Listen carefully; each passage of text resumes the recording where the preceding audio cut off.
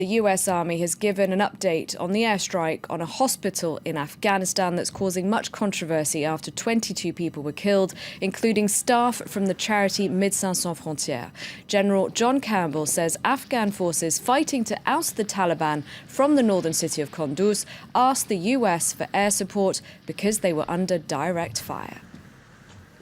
We have now learned that on October 3rd, Afghan forces advised that they were taking fire from enemy positions and asked for air support from U.S. forces. An airstrike was then called to eliminate the Taliban threat, and several civilians were accidentally struck. This is different from the initial reports, which indicated that U.S. forces were threatened and that the airstrike was called on their behalf. As has been reported, I have ordered a thorough investigation into this tragic incident, and the investigation is ongoing. Joining me now from Washington is our correspondent, Philip Crowther. Philip, is the US effectively placing the blame on Afghanistan? What the Pentagon is doing, it's certainly opening up the possibility of placing the blame pretty much squarely on the Afghan forces who called in this strike.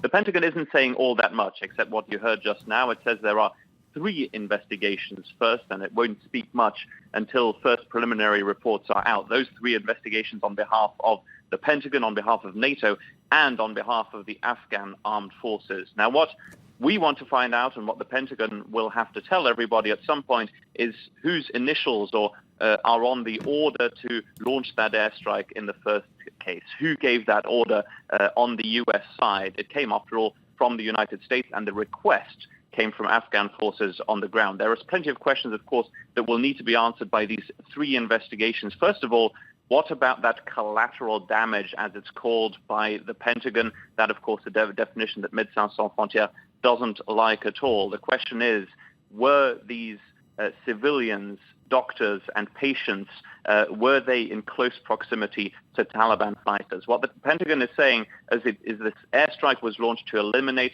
Taliban fighters, and that they were in a heavily urbanized area, putting civilians in harm's way. What the Pentagon is not saying today, though, is that those Taliban fighters were indeed on the inside of that hospital compound in Kunduz. Remember that Médecins Sans Frontières a few days ago said that was not the case, that the gates to that compound were very much closed. The Pentagon says a first preliminary report into this investigation should be out in a couple of days' time.